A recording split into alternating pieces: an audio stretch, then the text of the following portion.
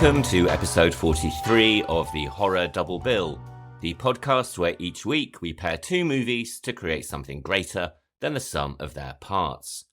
I'm Craig Johnson, and this week we are visiting church with two films that suggest our holiest of buildings could hide mysterious ancient forces lurking in their cellars. First up, we have Prince of Darkness from 1987 and director John Carpenter.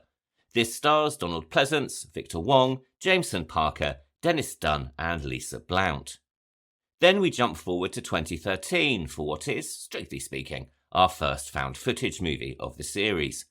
This is The Borderlands, released in the US as Final Prayer.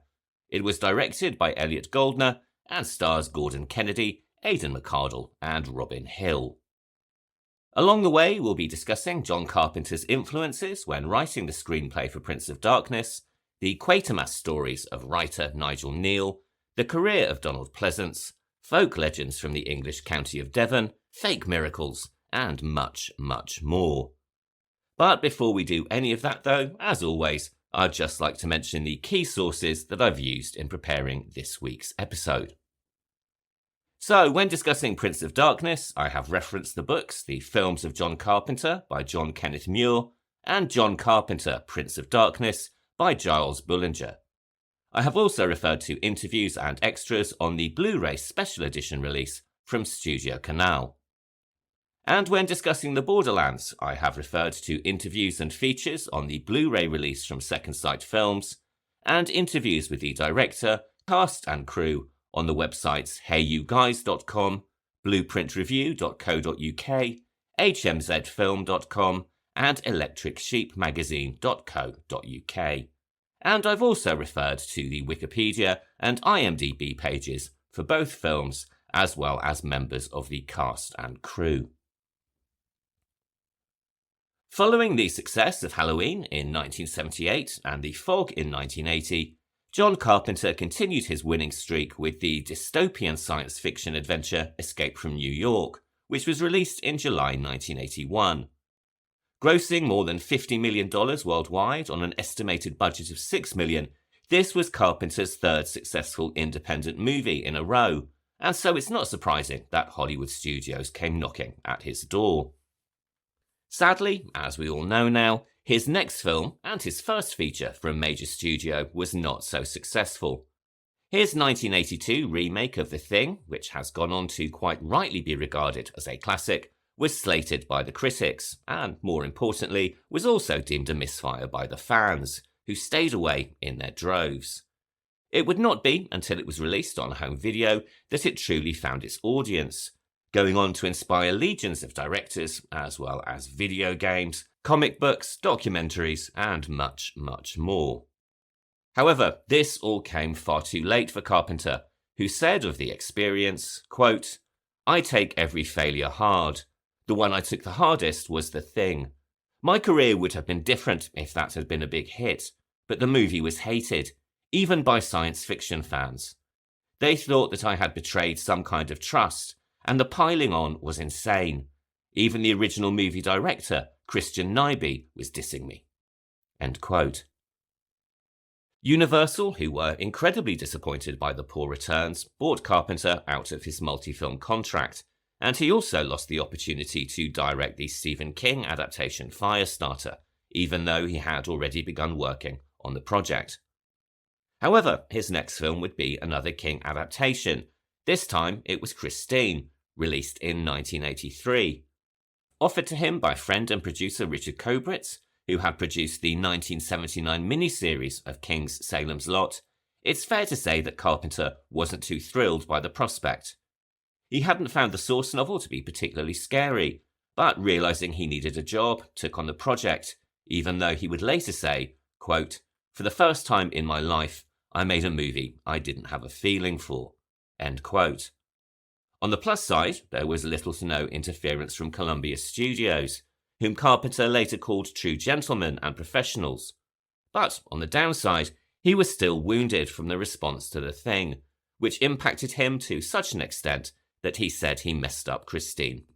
Possibly because of this, his next film would be a step in a different direction altogether. This was Starman, which was once again released by Columbia Pictures and starred Jeff Bridges as an alien visiting Earth. If you've never seen Starman, I highly recommend it. It's about as far away from Haddonfield and Antonio Bay as it's possible to get, but it's a hugely entertaining and moving film which earned Jeff Bridges an Oscar nomination for Best Actor. Of this movie, Carpenter has said that he desperately wanted to make a film that would express a positive point of view, and that ultimately he wanted to make a film that was lighter, even though he has also admitted it is a sentimental and sad movie. And indeed it is. Being completely blunt, if you don't shed a tear or two when watching it, then there may be something very wrong with you. He followed this with Big Trouble in Little China, a martial arts action comedy that reunited him with Kurt Russell from The Thing and Escape from New York.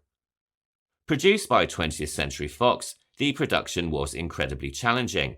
There were accusations of racism and racial stereotyping from activists who tried to get Carpenter removed from the project.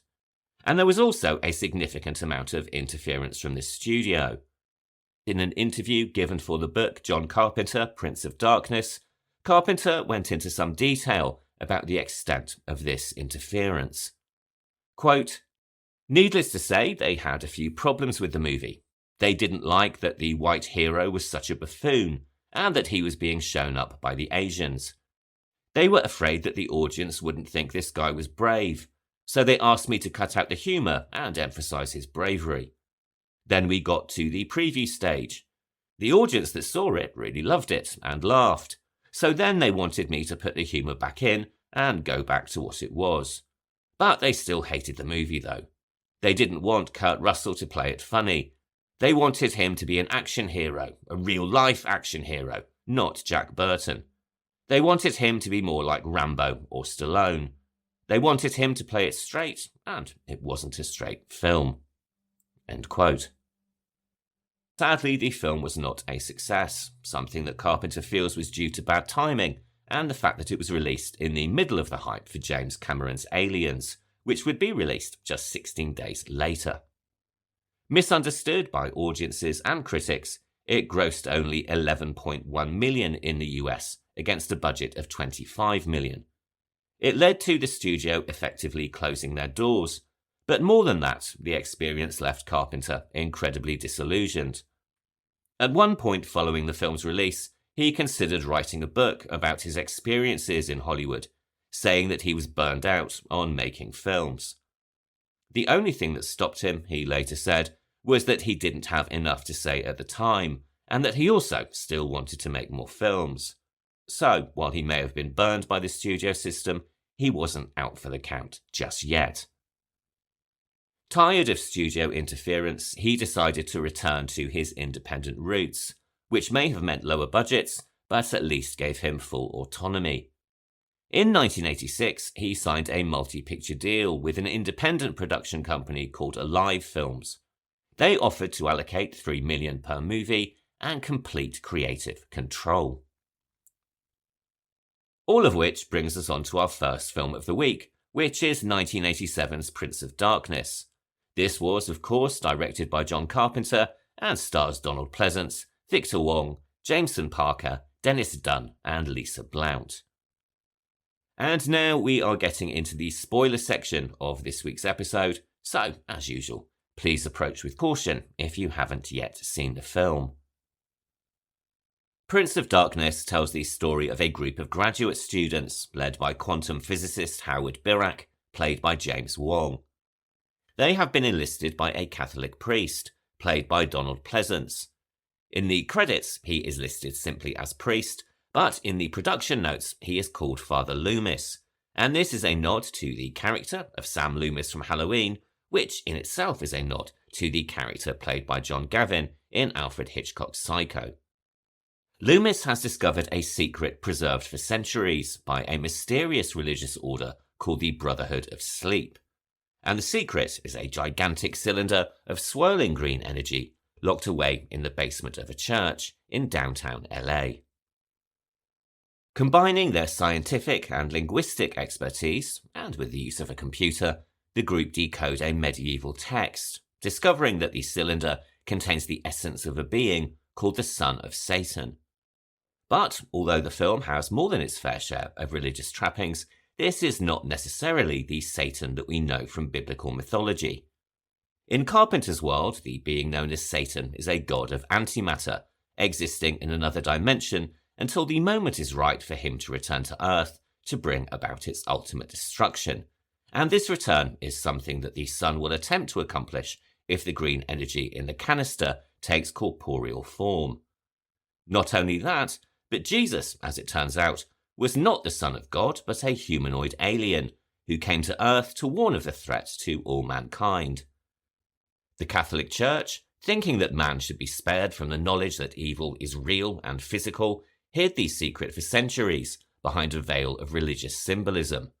However, after lying fairly dormant for millennia, the energy in the canister is now on the move, attempting to make itself corporeal and bring Satan back to Earth. Carpenter's inspiration for the movie came from an interest in quantum physics and quantum mechanics, two concepts that are decidedly out of my wheelhouse and which I'm not even going to attempt to explain here. So at this point, I'll hand over to Carpenter himself. Quote, "I'd been doing a lot of reading on theoretical physics and atomic theory, and I found it to be amazing. Not only amazing, but also it was transforming the truth of it all. The point of quantum mechanics is something called observer-created reality, which in one bold and terrifying stroke slams at the heart of human perception and its understanding of the objective Newtonian reality. So I thought it would be interesting to create some sort of ultimate evil and combine it with the notion of matter and antimatter. Since there is a mirror of antimatter for every particle of matter, I thought it would be great to have an anti-god, namely a mirror opposite of God that would be totally evil. I started from that premise and worked in various ideas." End quote. Given the cosmic horror leanings of the narrative, it's not surprising that some of the various ideas he worked in included inspiration from H.P. Lovecraft, most notably his story The Outsider, which in Carpenter's words exists only to, quote, "lead you to the last sentence and a gasp." He also took inspiration from a rather more unlikely source, the 1980 movie Inferno, directed by Dario Argento, and that's a director that I think I've managed to go a whole 3 episodes without mentioning. Of this inspiration, Carpenter has said, quote, "The thing that was inspiring to me was that it was just so free. Narratively, it didn't make a whole lot of sense, but that didn't matter. The movie was so profound. I thought, well, shit, I want to do something like this. So that's where my inspiration really came from." End quote. In addition to these, there is also the influence of Jean Cocteau in the use of mirrors and reflective surfaces, but more than anything else, there is also the work of legendary science fiction writer Nigel Kneale, a writer with whom Carpenter had worked, albeit unsuccessfully, on the movie Halloween 3, Season of the Witch. And before I progress any further, we are also about to get into some fairly major plot spoilers for Kneale's stories, Quatermass and the Pit, and the Stone Tape. So again, if you haven't seen these dramas, please proceed cautiously. Nigel Kneale is probably one of the most influential science fiction writers of the last century, with his work inspiring a legion of authors and filmmakers, consciously or unconsciously, even to this day. Although he occasionally dabbled in the outright supernatural, more often than not his work was structured around science, most notably the stories concerning his recurring character, Professor Bernard Quatermass. Quatermass was first introduced to viewers with the BBC series The Quatermass Experiment, which told the story of an astronaut returning from space who may have brought back something rather nasty with him. An early example of body horror, this series was a sensation when first televised by the BBC in 1953, and was the first science fiction programme to be written specifically for a British adult TV audience. Like all TV programmes of the time, it was broadcast live, so sadly only 2 episodes, which were recorded during the live broadcast, remain in existence.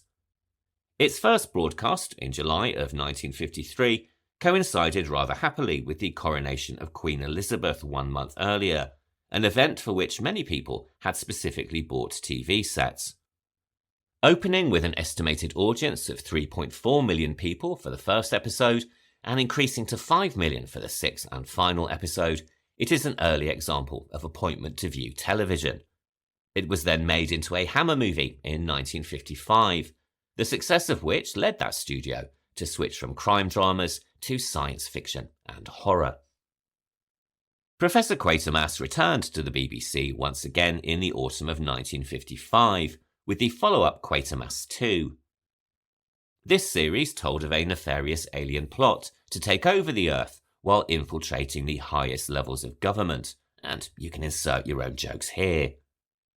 Although an internal memo at the BBC suggested that it was of lower quality than its predecessor, it was received very positively by the mainstream media and also earned a legion of devoted viewers. One such viewer was a woman who wrote into the production team, concerned that she would never find out the ending of the series, as she was joining a convent in Ireland before the transmission of the final episode. After ascertaining that the letter was in fact real, Nigel Neal allowed the BBC to send an outline of the story's conclusion, allowing the soon-to-be nun to take her holy orders with her questions all answered. And Quatermass 2 would also be remade by Hammer for the cinema in 1957. But perhaps the best of these series was the third instalment, Quatermass and the Pit, which was first screened by the BBC in 1958. In this story, the Professor is called in to help when a spacecraft is found buried beneath the London Underground station of Hobbs End, submerged in earth that dates the artefact more than 5 million years. It emerges that the ship once housed alien visitors, which looked rather like giant locusts, and these visitors modified pre-humans, leaving a genetic legacy that exists to this day. Over time, race memories of the aliens were translated into visions of spirits and demons, suggesting that the being we now consider the devil is in fact an alien life form, and throwing into question much that religion has taught us. This story has been reimagined and retold in various media since first being televised. There was, quite naturally, a Hammer Studios version released in 1967, but the narrative has also been used for multiple episodes of classic Doctor Who, most notably Doctor Who and the Demons in 1971 and Image of the Fendal in 1977. And as you can tell from that synopsis, there are some obvious parallels between Neil's story and the one told by Carpenter in Prince of Darkness. And this is something that is acknowledged by Carpenter himself, as he wrote the screenplay under the pseudonym Martin Quatermass, something with which, by all accounts, Nigel Neal was not particularly impressed. There was a fourth and final Quatermass story released on British TV and also theatrically in 1979. But another Neil story that we can detect in Carpenter's premise is Neil's TV drama, The Stone Tape, which was aired in 1972. In this drama, a group of scientists investigate a haunting in the basement of a large country house, combining the supernatural with scientific experimentation and computer analysis. As the story progresses, these scientists come to believe that the stone walls of the cellar have acted as a form of recording material, capturing the death of a maid and playing it over and over again. It's an incredibly clever concept, and one that has lent its name to the so-called stone tape theory, an admittedly pseudo-scientific idea which suggests that physical material can hold imprints of traumatic or emotional events. And this is something that we've seen utilised in any number of horror movies, and it's also referenced in our second film this week, The Borderlands.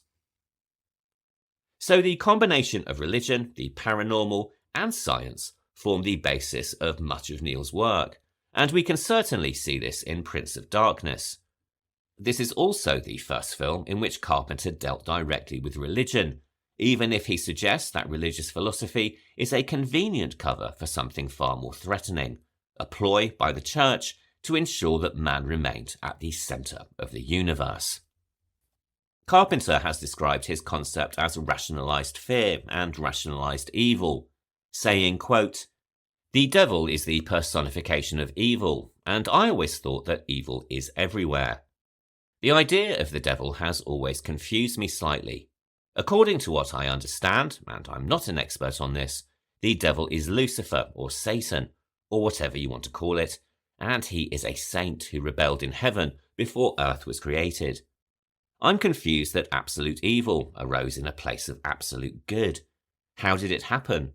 What does that mean? Does that mean that heaven is no more perfect than any other place?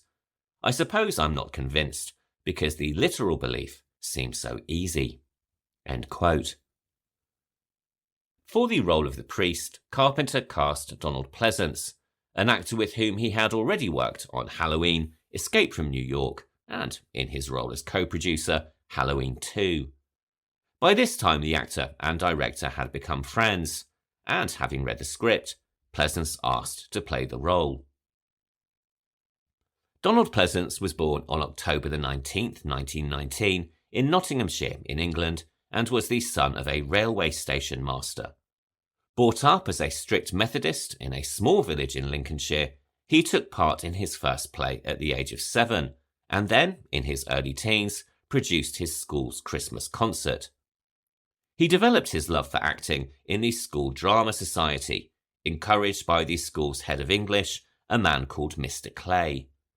However, his father was not particularly impressed with the notion that Donald might become an actor, and asked the school headmaster to try to persuade his son to do otherwise. But regardless, Pleasence had been bitten by the acting bug, and after leaving school and temporarily working at a local railway station, he took up a placement with a Jersey repertory company in 1939, where his first role was playing Hindley Earnshaw in an adaptation of Wuthering Heights. When England joined World War II in 1939, Pleasence registered as a conscientious objector, but he changed his stance a year later, in the autumn of 1940, following the attacks on London by the Luftwaffe. Volunteering for the Royal Air Force, he served as an aircraft wireless operator in Bomber Command, and flew in almost 60 raids against the Axis powers over occupied Europe. On the 31st of August 1942, his plane was shot down during an attack over France, and he was captured and imprisoned in the German prisoner of war camp Stalag Luft 1. Whilst captive, he produced and acted in plays for the entertainment of fellow prisoners, before the camp was eventually liberated by the Russians 10 days before VE Day. Once the war was over, Pleasence was discharged from the RAF in 1946 with the rank of flight lieutenant. After the war, he resumed working in repertory theatre and gained excellent reviews for his performances.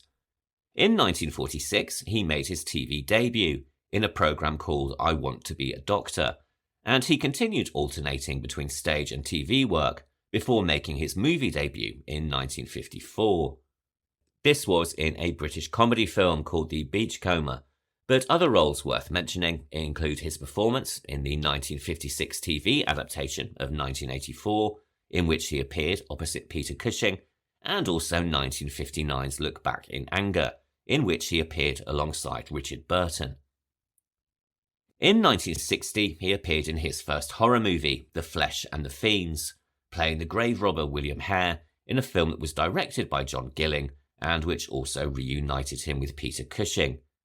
And in the same year, he also appeared in the somewhat exploitative but hugely entertaining film Circus of Horrors. Given the length of his career and the fact that he appeared in over 200 film and TV productions, it would be impossible for me to name all of his film roles in just one episode, but there are several that are worth mentioning. In 1963, he appeared in a film version of Harold Pinter's The Caretaker, a play that he had performed to great acclaim on stage. Acting opposite Robert Shaw and Alan Bates, his portrayal of the quote-unquote singularly vile Tramp Davies was singled out for acclaim by the press, saying that his performance certainly, quote, deserved to be preserved on film, end quote. In the same year, he also appeared in the US science fiction series The Outer Limits, in an episode titled The Man with the Power, and also co-starred with a plethora of famous faces in the World War II classic The Great Escape. Co-starring Steve McQueen, Richard Attenborough and Charles Bronson, to name just a few, The Great Escape tells a heavily fictionalised story of a mass escape by prisoners of war from the German camp Stalag Luft 3. Playing an expert forger called Flight Lieutenant Colin Blythe, Pleasence's performance was singled out by Variety for giving the film its most moving portrayal and depicting the movie's most touching character. For anyone raised in the UK of a certain age, The Great Escape is something of a holiday tradition, as it was televised repeatedly throughout the 1970s and 1980s on national holidays. And, being completely honest, it's a film that I still watch pretty regularly every Christmas. If you've never seen it, then it comes highly recommended, and I defy anyone not to be moved by Pleasence's performance as a forger who is slowly going blind.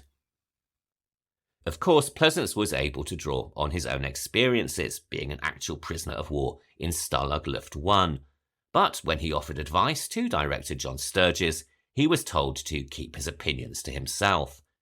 It was only when co-star James Garner informed Sturges of Pleasence's history that the director relented, requesting advice and technical input into the film from the actor to ensure historical accuracy.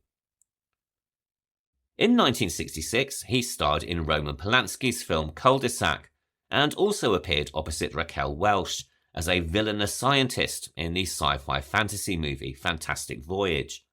In the same year, he also appeared in the proto-folk horror Eye of the Devil, opposite David Niven and Sharon Tate, and that's a film that we'll be discussing in a few weeks' time.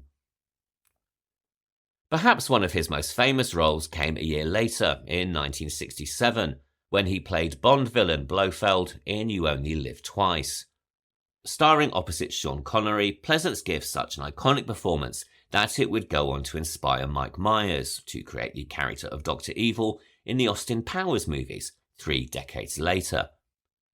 But perhaps one of his greatest performances came in 1971, where he starred as Doc Tyden in the Australian movie Wake in Fright.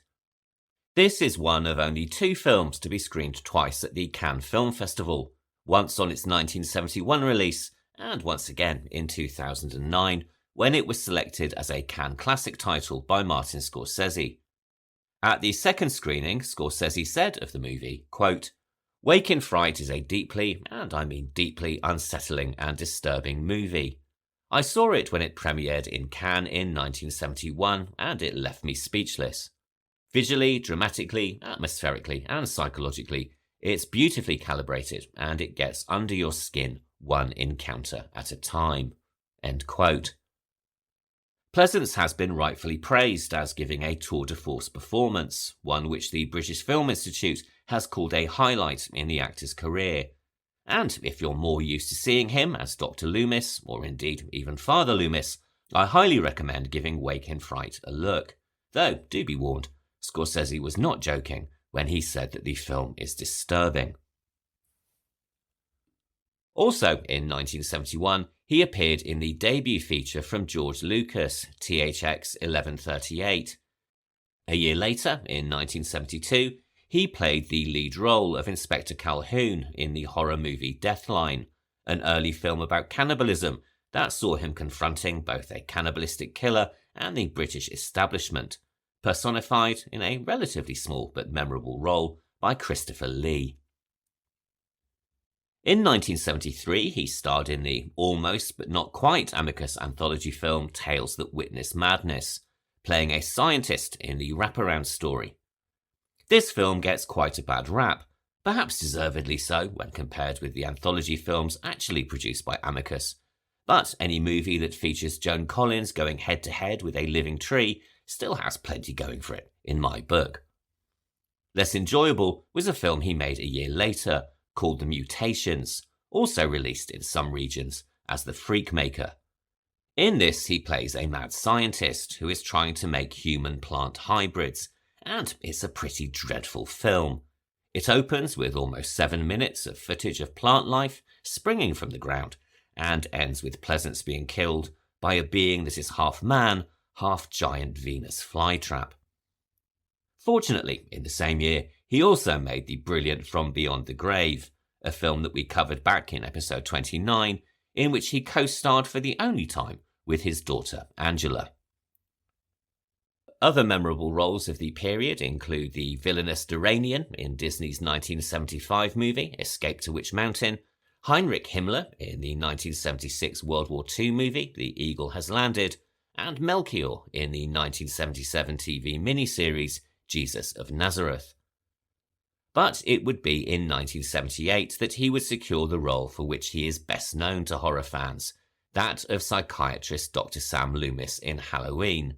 And this, of course, is the film that first brought him into contact with John Carpenter.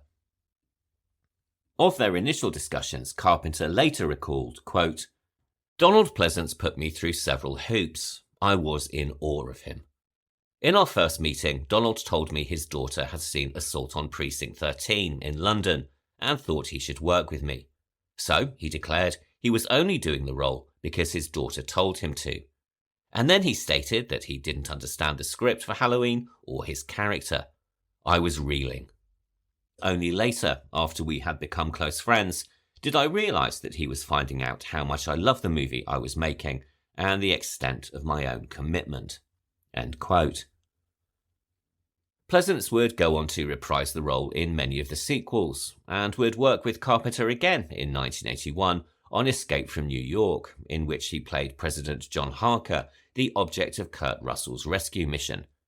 In interviews given at the time of the release of both Halloween and Escape from New York, the actor was incredibly complimentary about Carpenter as a director, calling him incredibly focused and saying he was one of the most talented directors around.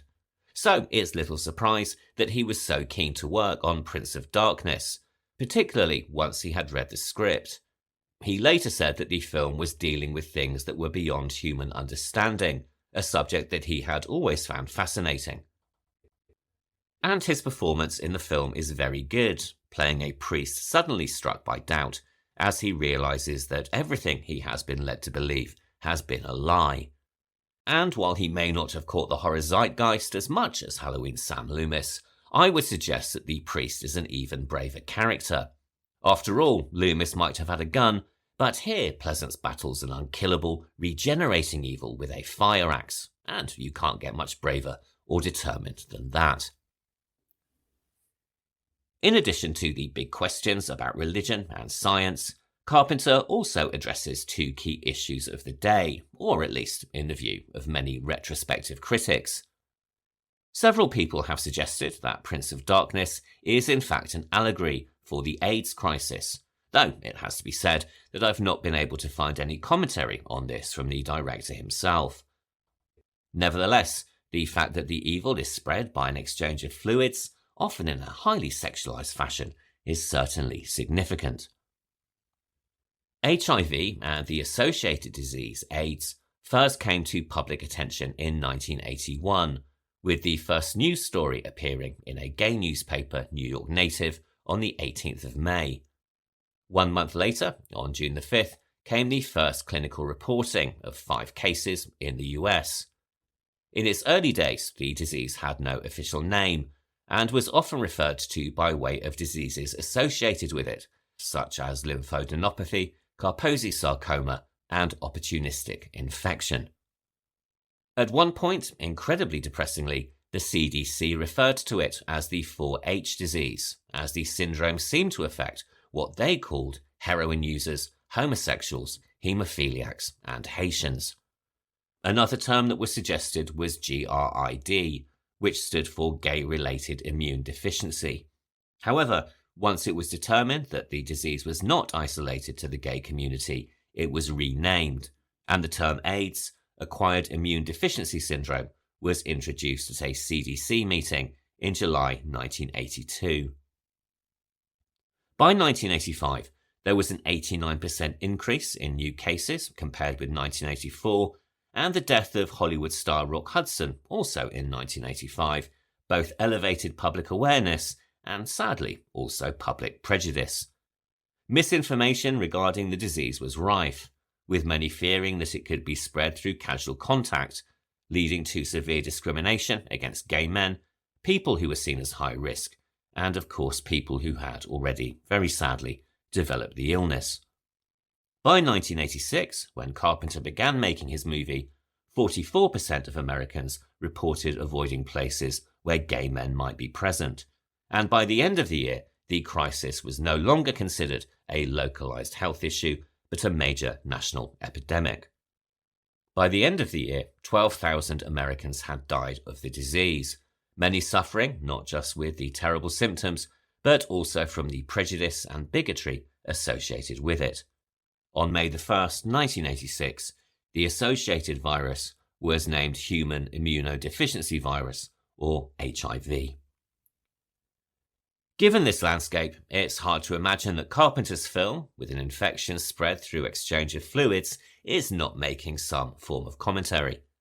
At one point, the rather annoying Walter, played by Dennis Dunn, confesses to an instance of gay panic, and soon after, nominal hero Brian states that the liquid in the canister is changing into something, and even asks whether it might be changing into a disease.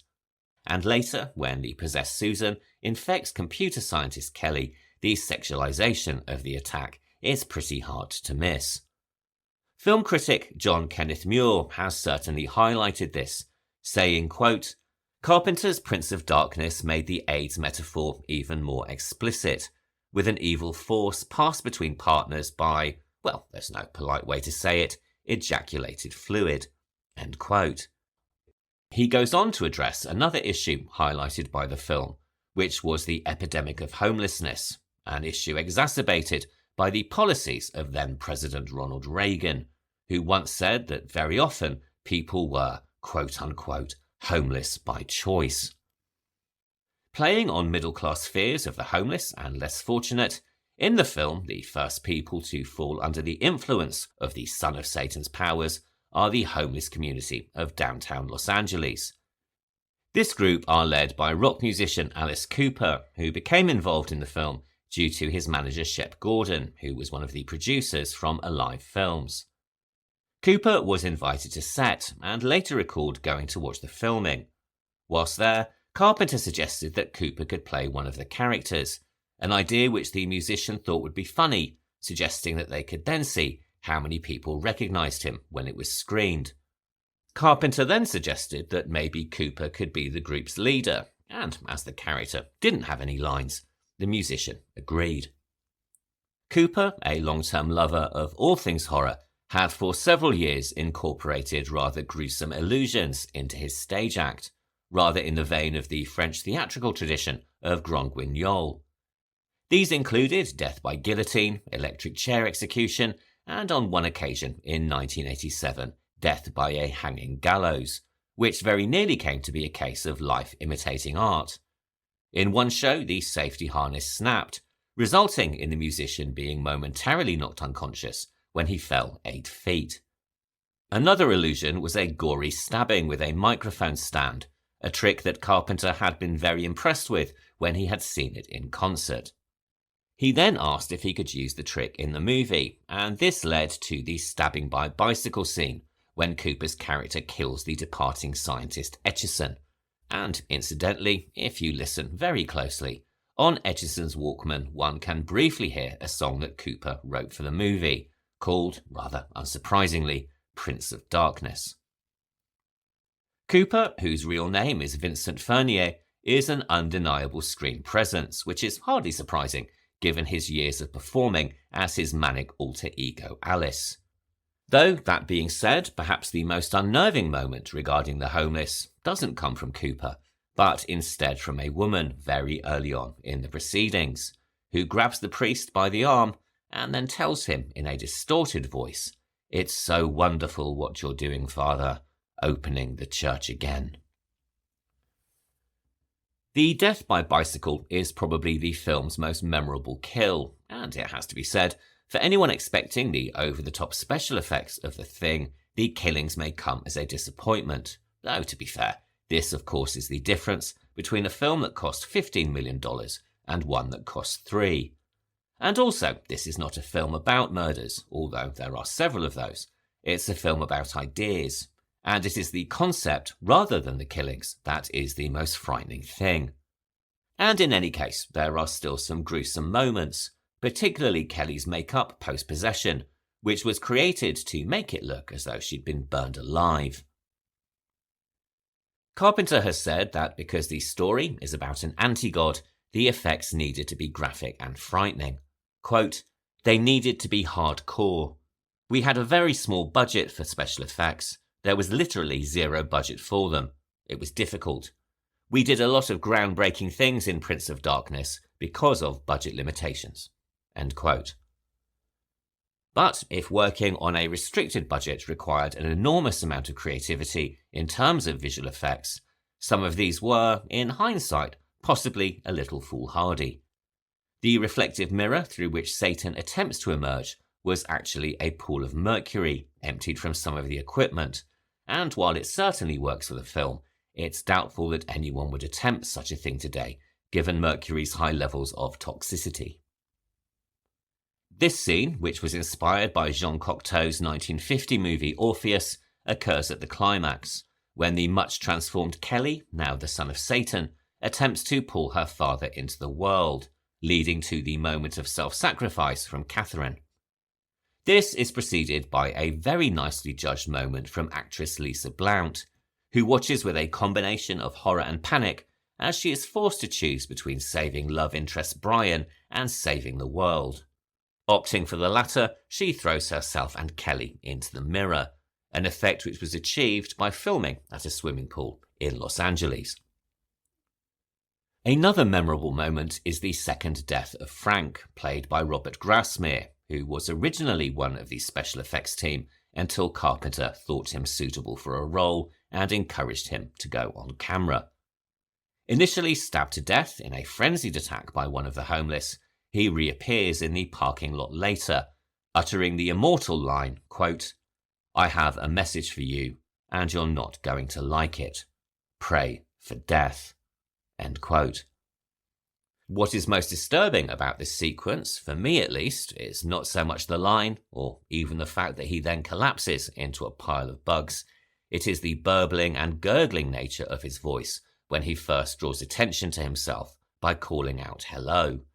There's just something about that moment that I find really disturbing, and on reflection, that might be because the gurgling is probably caused by the many bugs crawling inside his intestines.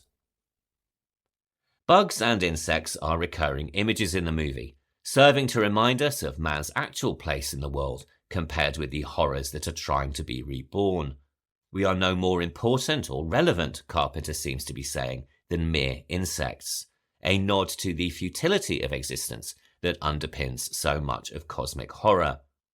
As well as the bugs devouring Frank, there are also the worms that crawl on the windows of the church and legions of red worker ants. We notice these crawling on the top of Brian's TV set, but they also appear at the very beginning of the movie on the steps of the university during what must be one of the longest opening credit sequences ever. But the intercutting between the various characters and the title cards does serve to increase a sense of tension and foreboding, something that is built even further by the score from Carpenter and Alan Howarth. Professor Howard Birack, the quantum physicist, is played by Victor Wong, with whom Carpenter had previously worked on Big Trouble in Little China. Born in San Francisco in 1927, Wong began his career as a journalist, having studied political science and journalism at Berkeley and, interestingly enough, theology at the University of Chicago. Although he had always been interested in theatre and performance, Wong was inspired to move into journalism by the 1963 assassination of John F. Kennedy Jr. He appeared as on-air talent for KQED's newsroom from 1968 until 1974, earning a regional Emmy for his work. During this period, he was credited with inventing the photojournalistic essay, covering stories with a still camera, over which he provided narration once he returned to the studio. In 1974, he was stricken with the condition Bell's palsy, a form of paralysis that affected the muscles on one side of his face. Leaving TV journalism, he turned to acting, starting in local Asian American theatre groups before landing larger roles in New York. This stage work led to TV appearances, including the daytime soap opera Search for Tomorrow, and he then made his feature film debut in 1982 with a film called Night Songs. In 1985, he appeared in a movie called Dim Sum, A Little Bit of Heart, and then in the same year, opposite Mickey Rourke in the crime drama Year of the Dragon. He then followed this with roles in the Eddie Murphy vehicle The Golden Child and Big Trouble in Little China. As the voice of science and reason in the film, his character delivers much of Carpenter's scientific premise, either in his exchanges with Donald Pleasence or most notably in his opening lecture delivered to the students who will later become trapped in the church. Quote, "Let's talk about our beliefs and what we can learn from them. We believe nature is solid and time a constant. Matter has substance and time direction. There is truth in flesh and the solid ground. The wind may be invisible, but it's real. Smoke, fire, water, light. They're different, not as stone or steel, but they're tangible. And we assume that time has an arrow, because it is a clock. 1 second is 1 second for everyone. Cause precedes effect. Fruit rots. Water flows downstream. We're born. We age. We die. The reverse never happens. None of this is true. Say goodbye to classical reality, because our logic collapses on the subatomic level into ghosts and shadows. From Job's friends insisting that the good are rewarded and the wicked punished, to the scientists of the 1930s proving to their horror a theorem that not everything can be proved, we've sought to impose order on the universe. But we have discovered something very surprising. While order does exist in the universe, it is not at all what we had in mind." End quote. Something in the film that illustrates this premise are the dream broadcasts received by the protagonists whenever they fall asleep. Grainy and broken into segments that reveal more as the film progresses, they are accompanied by a digitized voice, actually the voice of John Carpenter. The somewhat analog footage, projected from the year 1999 back to the year 1987, was achieved through first filming the visuals of the church exteriors and then filming the film again as it was replayed through a TV set. Given the many paradoxes associated with interfering in past events, it's probably not surprising that this warning from the future is unsuccessful. What is surprising, though, is that it concerns Catherine, whose very act of self-sacrifice leads her to potentially becoming the embodiment of evil years in the future. So, while she may have saved the world temporarily, it would appear that she is also going to bring about its doom. And this makes her actions in the film's climax possibly the ultimate case of damned if you do and damned if you don't. Released in the US on October the 23rd, 1987, just in time for Halloween, Prince of Darkness was met with general negativity from both critics and audiences. The Washington Post suggested that it too should be locked in a canister for 7 million years, and the Canadian Globe and Mail lamented the lack of sympathetic characters. Meanwhile, on the opposite end of the spectrum, Time Out called the film, quite rightly in my opinion, engrossing, and added that, quote, "the claustrophobic terror generated by fluid camera work and striking angles leads to a heart-racing climax." End quote. It will probably come as no great shock to find I disagree with the negative reviews, though it must be said that Prince of Darkness is not without its flaws. The zombified antagonists, with the exception of Kelly and Frank, are rather disappointingly executed, and the film does seem to sag just a little in the midsection. Personally, I also find the character of Walter highly annoying, not least in the scene where he is trapped in a closet, something that writer John Kenneth Muir has suggested may also be another metaphor. During this scene, he frantically urges his friends to dig him out without lifting a finger to help on his side, only doing so when he falls under extreme physical threat. Carpenter has called Prince of Darkness his most underrated film, but quite rightly also says he remains unrepentant. Perhaps he was right about challenges around timing. Cosmic horror has had quite the resurgence of late, and had it been released during this period, it may well have been better received. And while it may not have the out-and-out body horror of The Thing or the story-bending narrative of In the Mouth of Madness, it is certainly weird and strange enough to deserve a wider audience. Victor Wong went on to appear in numerous films and TV shows, including a memorable turn as Walter Chang in the comedy horror Tremors, released in 1990. He also appeared in the 1993 drama The Joy Luck Club and in the 1997 Brad Pitt film 7 Years in Tibet. He died from heart failure in 2001 at the age of 74. Following Prince of Darkness, Donald Pleasence continued acting across multiple genres, including several films in Italy that were, if we're honest, rather a mixed bag. His final appearance in the Halloween franchise was in 1995's Halloween: The Curse of Michael Myers, though his distinctive vocal talents can also be heard over the opening credits of 1998's Halloween H2O. His final screen appearance was in the thriller Safe Haven, which was released in 1999, 4 years after his death. On February 2nd, 1995, he passed away at his home in France from complications following heart valve replacement surgery.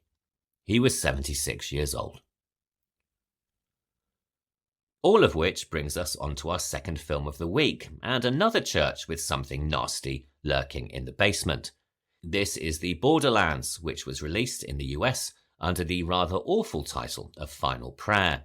It was directed by Elliot Goldner and stars Gordon Kennedy, Aidan McArdle, and Robin Hill.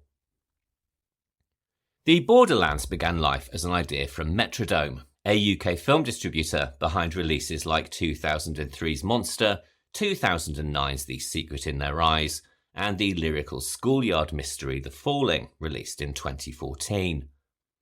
Founded in 2004, they wanted to move from distribution into film production, and had the idea that found footage, which was very much in vogue, at the time at least, would be the perfect format.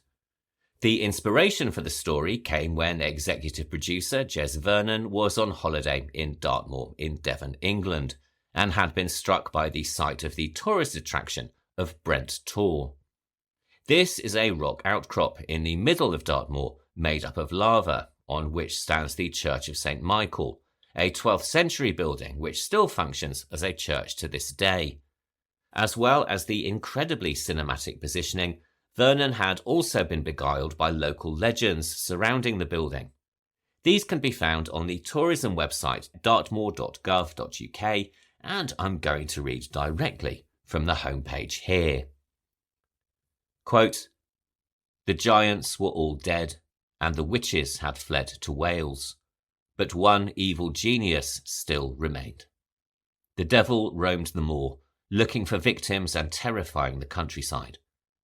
Churches and wayside crosses were places of safety, but the inhabitants of Dartmoor knew that the devil only needed a slight mistake, and he would pounce and carry off his victim.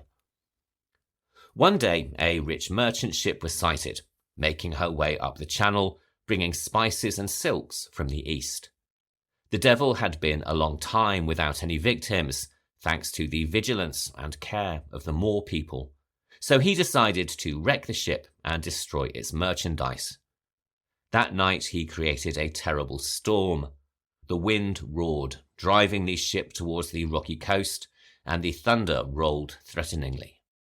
All night the captain of the Virtue, for that was the name of the ship, battled to keep her afloat and away from the dreadful jagged rocks, while Hugh the merchant stayed below decks praying. Towards morning, old Hugh came up on deck to be told that no mortal power could save them now. On hearing this, Hugh at once knelt down on the heaving deck and prayed to his patron St. Michael. He vowed that if the ship was saved, he would build and dedicate a church to St. Michael on the highest point of land he first sighted." End quote. According to the legend, the ship was saved, and the highest point of land that Hugh the merchant first saw was Brent Tor, and accordingly he arranged for a church to be built there, though, as you can imagine, the devil wasn't particularly happy. Quote, "That night the devil happened to pass over, and realizing at once what was happening, felt very angry indeed, and scattered the building materials around the foot of the Tor, chuckling all the while in devilish glee. Hugh was shocked to see what had happened when he arrived the following morning, but nothing daunted, started all over again, carrying the stones back up to the top. Each night the devil scattered the materials, and each morning old Hugh carried them back up to the top of the Tor. After some weeks, St. Michael, realizing what was happening, and knowing that old Hugh would need help before he could fulfill his vow, decided to intervene. When the devil arrived the next night, he found Michael waiting for him. On seeing his old enemy, the good saint seized a huge granite boulder and hurled it at the devil, who had turned to run. The rock caught him on the heel and sent him off, roaring with rage and pain. And because of his injury, the devil kept out of the way, allowing old Hugh to complete his task, and the church was finally dedicated." End quote. Well, you can always trust the southwest of England to come up with some weird and wonderful stories, though this is possibly the first one I've heard with the devil giving up on a fight because of a bad ankle. Still, it's no wonder that Jez Vernon was inspired by both the location and the legends to create a basic concept about a haunted church and the people who come to investigate it. Vernon then contacted an old friend of his from film school, Elliot Goldner, who up to this point had directed a documentary about the band Franz Ferdinand and a 7-minute short. Jumping at the chance to make his first feature, though this was all still very much on spec, Goldner was asked to come up with a storyline working within the basic parameters set by the production company. There had to be a haunted church, there had to be investigators, and it had to be found footage. Although he was given pretty much free rein to work within those boundaries, Goldner was aware that he couldn't deliver a story that Metrodome didn't think they could sell, and he delivered several detailed drafts before moving ahead with an initial screenplay. While Goldner was writing his treatments, the company also approached a producer called Jennifer Handorf, who at this stage had produced a number of shorts and a relatively little-seen British occult thriller called The Devil's Business. This is about two hitmen waiting for their target who become involved with the supernatural, and sadly, on its release, it was rather overshadowed by the similarly themed Ben Wheatley movie Kill List.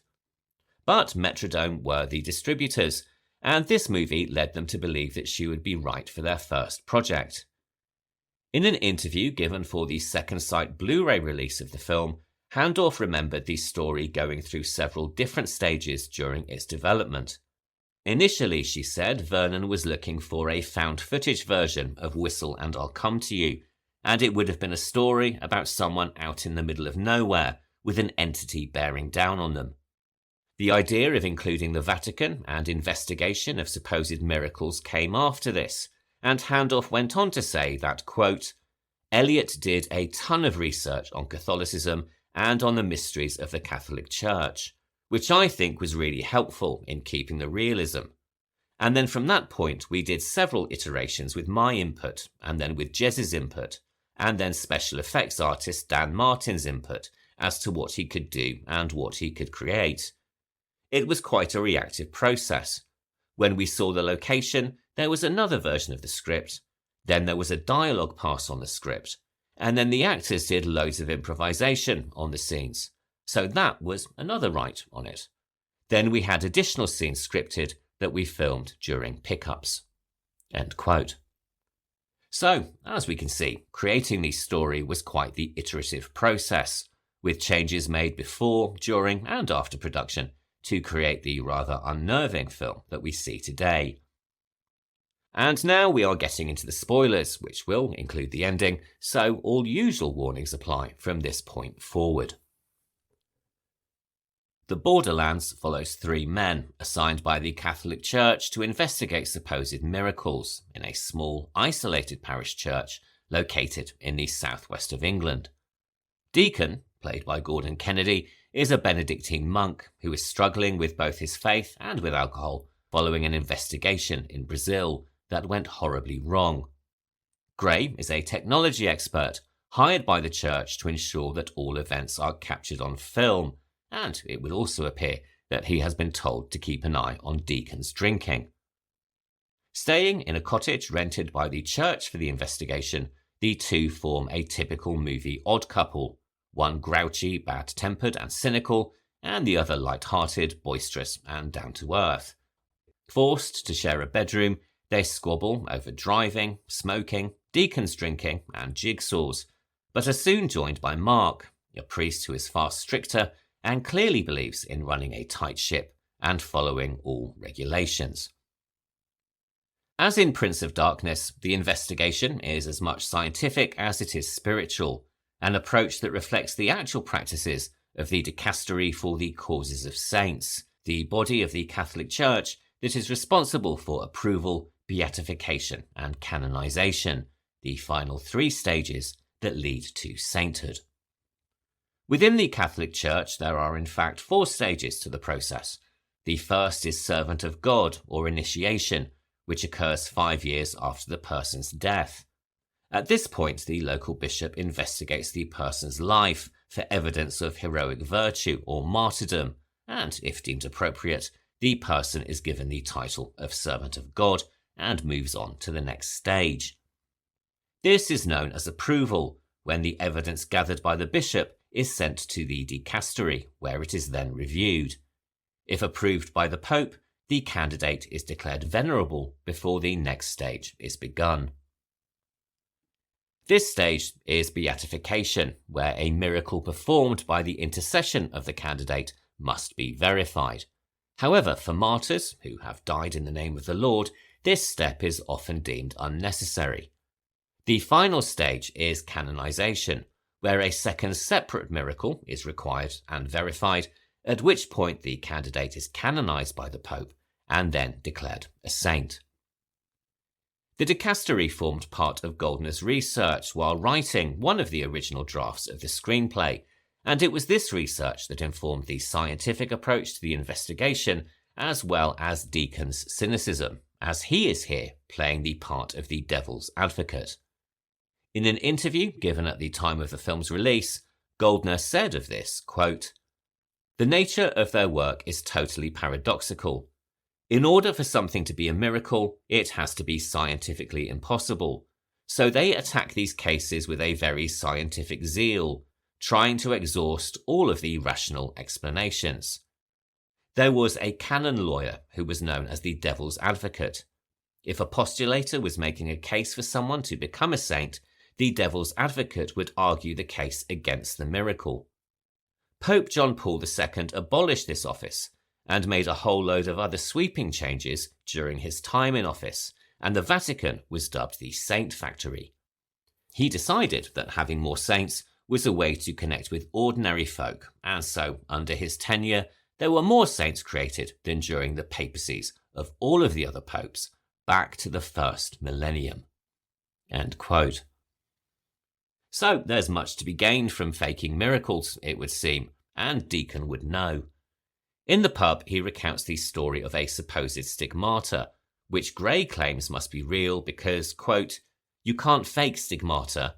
There are holes in your hands. What was it, hidden blood capsules or something?" End quote. To which Deacon responds, quote, No, much simpler. Every day for 10 weeks, the girl's mother cut her hands and feet open. She got septicemia. Do you know what her mother said to me after she died? Now you can make my little girl a saint. End quote. But fake miracles aren't necessarily so extreme. The most common are statues that are claimed to weep tears, and in some instances blood, such as a case in Montreal. In 1985, there was a statue that was reported as both crying and bleeding, but which turned out to be the statue owner's blood mixed with shaving foam. In Italy, in 2008, a church custodian called Vincenzo di Costanzo was tried for faking an incident where a statue of the Virgin Mary wept blood. Clearly not aware of DNA technology, Di Costanzo used his own blood for the hoax, and the weeping also miraculously stopped when the statue was transferred to the bishop's house. And then in 2018, at Our Lady of Guadalupe Catholic Church in Hobbs, New Mexico, a statue of the Virgin Mary was reported to be producing tears, until tests confirmed that the tears had in fact been rose-scented olive oil. And finally, as recently as February of this year, the Catholic Church declared that another statue of the Madonna was at the centre of yet another fake. In 2016, the statue's owner, Gisela Cardia, claimed that the statue had begun bleeding from the eyes, and that the Madonna had also given her private revelations. As word spread, devotees would begin visiting the statue on the 3rd of every month, gathering at a shrine set up in an open field to pray the rosary, venerate the statue, make confession, and hear Cardia's revelations. In 2025, locals who were very sceptical of the claims called in a private investigator who met with the Italian military police and reportedly presented evidence suggesting that the liquid on the statue was in fact pig's blood. And now Cardia, who is a self-proclaimed mystic, will be tried for fraud in April of this year. And if that story doesn't get a 3-part documentary series on Netflix, then there really is no justice. Meanwhile, back in the Borderlands, Mark has a few thoughts about the people who do this, saying, quote, "Some of these people think they're doing the church a favour, but in reality, all they're doing is dragging us back to the Dark Ages." End quote. As well as the cottage, the church and its surrounding graveyard are also rigged with cameras, and the team are required to wear headset cameras to pick up every event, only allowed to remove them during sleep and trips to the bathroom. And this setup nicely circumvents one of the most common issues of found footage, and also the one that I find most frustrating. In many narratives, there comes a point where the most natural thing to do would be to put the cameras down and run, and I always find it somewhat annoying that people continue to film. However, in this scenario, it is actually more of an effort to take them off, and this allows the cameras to keep rolling even as the events turn increasingly macabre. This effect was created not with actual working head cameras, but through the lens of the camera operator, who was tethered to the actors with cable ties wrapped through their belt loops. As well as creating a sense of first-person immersion, particularly where Deacon is running through the fields, the conceit also allows for some nice moments of peripheral vision trickery. Most obvious is the death by suicide of Father Krellick, the local parish priest, an incredibly nervy young man who seems fairly disturbed from the outset, or a few rosaries short of a crucifix, as Gray so eloquently puts it. Initially showing the team footage of the supposed miracle, captured through a home video of a christening, he later jumps from the bell tower after implying that what he once believed to be a miracle is in fact something far worse. This is a blink and you miss it moment of camera trickery, an event that we glimpse only momentarily as Mark turns his head. This effect was achieved by producer Jen Handorf, waving a priest surplice attached to a broom handle past the edge of the tower, something that was no small accomplishment given that she suffers from acrophobia. More subtle is the use of a gravestone, while Gray rolls a cigarette in the churchyard. Glimpsed through his camera, the eagle-eyed viewer will notice the gravestone bears Gray's name and date of death as 2013, along with the epitaph, "Taken before his time." However, following another quick turn of the head, this omen of what is to come has changed to instead read Grace Parks, "Taken before her time."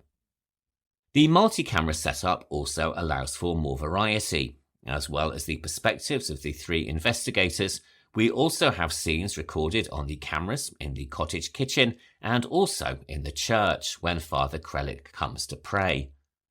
This scene, which is beautifully lit by the light of floor lamps, also showcases the effective sound design from Martin Pavey, featuring an ominous rumble and knocking beneath the church, accompanied by the ghostly sound of a baby crying, foreshadowing the revelations of the climax. He also provides the scratching sounds within the church, ghostly whispers in the churchyard, ominously creaking doors, and the screaming of a sheep, all of which are brilliantly designed to jangle the nerves. Deacon is played by Gordon Kennedy, perhaps better known in the UK, for my generation at least, for his comedy writing and performances in the 1980s comedy show Absolutely. A very warm and funny man, he is about as far from the devil's advocate Deacon as it is possible to get. He was offered the role through a standard audition process, but was interested in the project because, at the time, found footage was a relatively new subgenre, and it was an area of filmmaking he hadn't explored before. He went on to say, quote, "I just thought it was an interesting way of telling stories, as it proved to be. It was a really fun way of working. There's a lot of room because they're not having to change lights all the time. Basically, you're just changing a camera.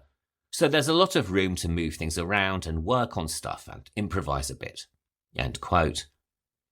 He went on to say that he immediately formed a connection with Robin Hill, who plays technician Gray. Hill had worked with Ben Wheatley on his feature debut Down Terrace, serving as editor, actor and writer, and also worked as an editor on Wheatley's 2011 folk horror Kill List. This led to his casting on the film through producer Jen Handorf. The chemistry between the two actors is what makes the film so effective. They start off as a mismatched pair of colleagues before gradually forming a bond, first against the hostilities of the village locals, and then against the malevolent entity within the church. The fraternal bond between the two is palpable, enhanced by the many improvisations on the set, and this is something that Jen Handorf recalled later. Quote, "The film wouldn't be what it is without the chemistry that exists between those two, and there are a lot of scenes that are straight improv from the two of them. When they're looking at the map and picking out the different places, Gordon, who is a comedian, is actually being forced to play the straight man by Rob, who won't let him be serious for a minute. They're a real treat." End quote. And indeed they are, which makes their ultimate fate all the more horrifying. Following further investigation, Mark discovers a hidden door in the church, and when attempting to enter, is injured. Meanwhile, Deacon begins reading the diary of the former minister. We first learn that he was drawn to the village by a dream telling him that he should found an orphanage. As the narrative progresses, we learn of further revelations, and there is a diary entry that warns, quote, "I beseech you, reader, leave this place. This village, a painted facade. He lies beneath, ever hungrier for souls. Now I see the perfect hideous logic of the orphanage. I may have a new master now." End quote. This is immediately followed by the previously mentioned death of Father Krellick, who, much like his predecessor, believed he had been called by God to open the church, and then discovered, far too late, who it was who actually called him. Following further occurrences, Deacon then requests the assistance of his mentor from the Vatican, Father Calvino. He advises that the church was built on the site of a pagan temple, a place where for centuries locals would sacrifice children to an unnamed serpent god, hence of course the orphanage. Interestingly, child sacrifice aside, there are some parallels between Calvino's history lesson and the actual filming location, which was a small parish church in the village of West Ogwell in Devon. Goldner had originally considered filming at Brent Tor, home of the Limping Devil, but had to abandon the idea due to the church's small size, which made it completely impractical for filming. Handorf and the small team then scoured locations in the countryside, looking for all of the elements required by the screenplay, a church on a hill with a tower that was remote enough for the story, but also close enough to amenities to support the production team. The church at West Ogwell, built in the 13th century, ticked off every box, and was also, according to Goldner, the only one that felt creepy, something primarily enhanced by the bat population that had taken up residence. It was only after settling on the location that the team discovered it was most likely built on a site of Druid worship. The fact that it's on a hill, said Handorf, and that there are oak trees in the south is in keeping with their sites. And she went on to say that the church had been built during the era that pagan sites were being taken over and their gods being done away with by Christianity. Sadly for Deacon and Gray, in this case the pagan god was not done away with, but instead lies slumbering in the caves beneath the church, something they discover at the climax of the movie following a literally explosive exorcism. Following the ritual, which is performed by Father Calvino, it would appear that both Calvino and Mark are killed, although both bodies disappear shortly afterwards. Hearing noises from behind the hidden door, Deacon and Gray descend into the darkness to chase a figure they believe to be Mark, but is, in all likelihood, a hallucination caused by the ancient god. In a sequence filmed at Chislehurst Caves in Kent, Deacon and Gray find themselves moving deeper and deeper underground, at one point becoming stuck in a moment that recalls the claustrophobia of 2005's The Descent. They eventually find themselves in a cavern with a remarkably different texture than the chalk ones through which they had been previously clambering. This one is wet and warm and seems to be moving. Unbeknownst to them, they have been lured into the intestines of the giant worm god sleeping below the hillside, and as the film ends, our last sight of them is of their screaming faces as they are slowly digested by the creature's stomach acid. It is, if you will forgive the pun, gut-wrenching stuff, possibly one of the most horrific fates to befall the protagonists of an English horror film for some time, and it's made all the worse by the fact that by this point we have become very attached to the duo, particularly given the shifting nature of their relationship, moving from conflict to friendship, and finally to Gray hanging on to Deacon for dear life. This ending nudges the movie into Lovecraft territory, something that it also shares with Prince of Darkness. But the film has elements of folk horror as well, not least with its surly villagers and sulky teenagers, who take it upon themselves to terrorise those in the cottage by setting fire to a sheep. Whether this is a random act of violence or something far more sacrificial is unclear.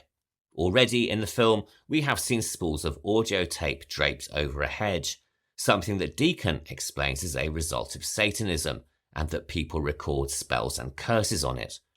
But whether it's Satanism or, most likely, simple animal cruelty, the disturbing death of the sheep does lead to one of Deacon's best moments in the film, and this is an uppercut to the jaw of one of the teenagers responsible, showing that while he may be a man of God, he is also a man with a temper and a mean right hook. There are also elements of M.R. James, which is hardly surprising given that the original inspiration had been Whistle and I'll Come to You. And with its rural location, isolated church, and ancient diaries, you can see that while the story certainly moved on in the development stages, the spectre of James still looms large, although he would have set it in Suffolk as opposed to Devon. Shot over a period of 2 weeks, the Borderlands is a testament to what can be achieved on a low budget with a great deal of imagination. Unfortunately, it was let down by a rather bizarre distribution strategy by Metrodome. For some reason best known to themselves, for cinema distribution, they went with a pre-booking strategy rather reminiscent of crowdfunding. This meant that for a cinema to screen the film, enough tickets had to be booked in advance, and if enough were not sold, the film would not be screened. Given that it was a low-budget film by an unknown director and the debut feature from the production house, this seems rather foolish, relying more on audience goodwill than on the sleeper effect on which most good independent horror thrives. People were also rather put off by the found footage label, which unfortunately was seen as rather passé by the time of its release in 2013. As a result, despite good notices, it came and went rather quickly, and it was only on its DVD release in 2014 that it began to gain a following. In the US, the film was retitled Final Prayer, which isn't producer Jen Handorf's favourite, and it certainly isn't mine. And very annoyingly, quite recently, Shudder in the UK seemed to switch all of their films to American film titling, so unfortunately, this is now the name by which you find it on that platform, regardless of location. I have to admit, I'm not the biggest fan of found footage, mainly due to the suspension of disbelief required to acknowledge that people would keep filming while their lives are being threatened. Though, given the number of people filming ridiculous scenes with their phones these days, perhaps I should reconsider my opinion.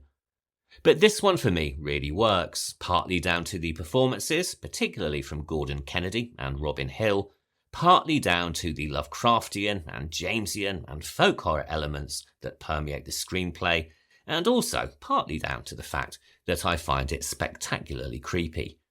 Its journey from quiet horror to creeping dread and outright shock at the climax is incredibly well handled, and it's a real shame that people didn't get to see it more widely at the time of its release. But even if it's not well known by the masses, found footage enthusiasts regard it positively, and it frequently appears on top 10 found footage lists on sites like Letterboxd and Reddit. Along with one or two other movies, for me it is one of the better British horror films of the last 15 years, and it's a shame that Goldner did not continue with feature productions afterwards. Following the Borderlands, he switched to television, although I'm happy to say that much of this remains firmly in the macabre. Since 2013, he has helmed episodes of the true horror documentaries Paranormal Witness and Terror in the Woods, as well as Hometown Horror and the Lake Erie Murders. His most recent credit was as a director of the 2025 series Secrets Declassified with David Duchovny, so it would appear he has found himself a niche. I only hope that he may return to give us more low-budget British horror at some point in the future. Prince of Darkness and the Borderlands may work within different subgenre, but both share more than a few central themes. Both films combine scientific inquiry with religion, and both, of course, also feature churches with something monstrous hidden in the basement. Both were also sadly neglected on their initial cinema releases, going on to gain a slow and steady following in the subsequent years. But perhaps more significantly than that, together they both posit a world in which the trappings of faith are little more than a deception, designed to cover something far more ancient and far more real. And that's a storyline that I can always get on board with. All of which brings me to the end of this week's episode, so thank you so much for listening. If you've enjoyed the show, please remember to rate, review and subscribe wherever you listen to podcasts, and also remember you can always email thehorrordouble@gmail.com, and our Instagram account is @thehorrordouble. Next week we are spending the day home on the range, or at the very least on the prairies and in Texas, for two films that pit isolated farming communities against the forces of darkness. First up is Western folk horror The Wind from 2018. This was directed by Emma Tammy and stars Caitlin Gerard, Ashley Zuckerman, Julia Goldani-Tellez and Miles Anderson. And we follow this with The Dark and the Wicked from 2020 and director Brian Bertino. This stars Marin Ireland, Michael Abbott Jr. and Xander Berkeley. If you'd like to watch along, you can find out where these films are streaming by visiting justwatch.com, and if not available in your country and you have a VPN, you can also see where they might be playing in other regions. So I'll be back next Sunday for the discussion. Until then, thank you very much for listening, stay out of old churches, and have a really great week. Goodbye.